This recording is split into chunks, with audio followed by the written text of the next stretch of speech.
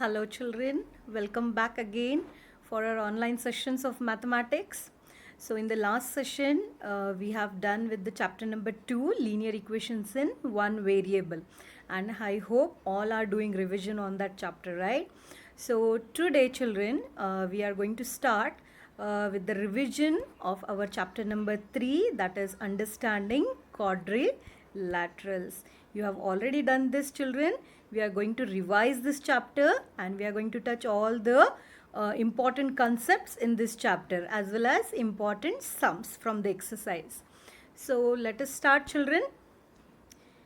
So you have already learned the polygons, right children? Here are few shapes and figures I have drawn on the screen, you can see. So these all you can see, it is the belong to the polygons, whereas these to the other side they do not. Why? Now you can see here, this is not made up of all the line segments, whereas this also, this is not a closed figure, right? You already have done with the concept. So basically what we understand, polygons are the simple closed curves made up of only line segments, right children? So it should be simple closed curves made up of only line segments. So let us continue. Classification of polygons. So polygons are basically classified on the basis of number of sides and vertices it has. So the first is, it has, if the figure has 3 sides, it's a closed simple curve. With 3 sides, it is a triangle, right? With the 4 sides or 4 vertices, it is a quadrilateral, right? With the 5 sides and 5 vertices, it is a pentagon. Here as well, the pictures are also shown children. So number 6, if the number of sides and vertices are 6, it is a hexagon. If the number on sides and vertices are 7, it is heptagon, right? You can see in the figure also, the sides are there, right? Next, if the if the shape has 8, the polygon has 8 sides, it is octagon. If the polygon has 9 sides, it is nonagon. If the polygon has 10 sides, it is decagon. And if n number of sides, we say it n-gon. I hope this is clear children. And if you see the polygon, it should be a simple closed curve made up of all the line segments. So let us go to the next, that is diagonals. Everybody knows diagonals? Yes, the diagonal is a line segment connecting two non-consecutive vertices of a polygon. Convex polygon children. Now if you see, there is a figure here. Now how many sides are there? It is 1, 2, 3, 4, 5. 5-sided polygon is called pentagon. And if you see, 2 diagonals are already drawn there. If we draw all the diagonals children, like here TQ, segment TQ I have drawn, I can draw segment QS, alright. So these I can also draw TR. Alright, so all the diagonals I have drawn here children, and if you see, all the diagonals are inside, that is interior of the pentagon. Not even any of the portion of the diagonal is coming outside the pentagon. So such type of polygons are called convex polygons.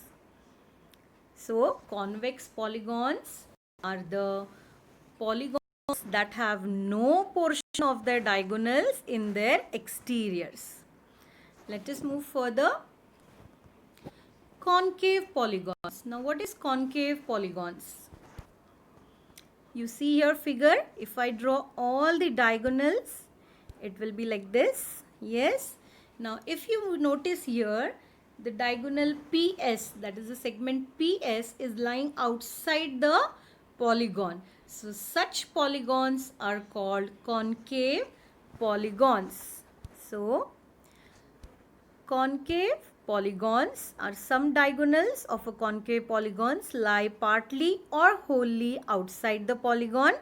And another important point is concave polygons will always have at least one reflex interior angle, children. Reflex angles you have already learned. It measures between 180 degree and 360 degrees, right? So these were concave and convex polygons. So now regular and irregular polygons, children. If you see here, there are two pictures. The yellow color one, you see both are pentagon. You can see both are having 5 sides. Both are pentagon, but the difference is in the yellow color, this pentagon, if you see, all sides are equal.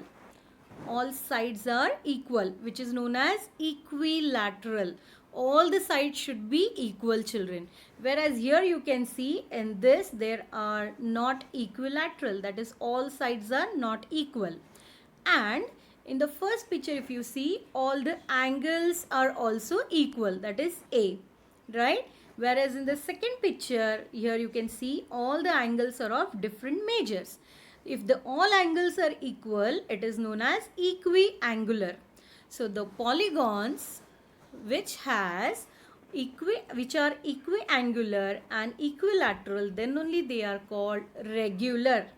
Otherwise they are irregular polygons. I hope you understood, children. That means if the polygon is equilateral and equiangular, then only the polygon is regular polygon. Let us move further with the angle sum property.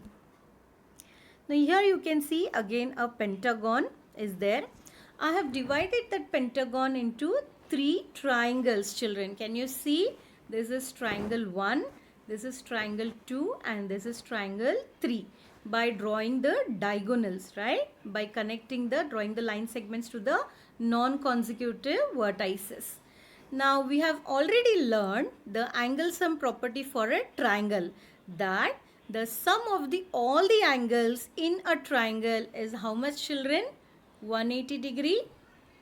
Yes. Now I have divided the pentagon into 3 triangles. So how much will be the total angle? Yes, 3 multiplied by 180 degrees. So this will be the sum of the angles in the pentagon. Now this further, what they have done is this 3, it is written as 5 minus 2. Now what is this 5? Is the number of sides the pentagon has. How many sides it has? 5. And minus 2 into 180. So this 5 is nothing but number of sides, which is denoted by again n. So this is the angle sum property. What says is S is equal to, that is sum of angles of polygon is equal to n minus 2 multiplied by 180, where n is number of sides, children. And this is true for all the convex polygons. Let us move further, children. So let us see all the important sums from exercise 3.1.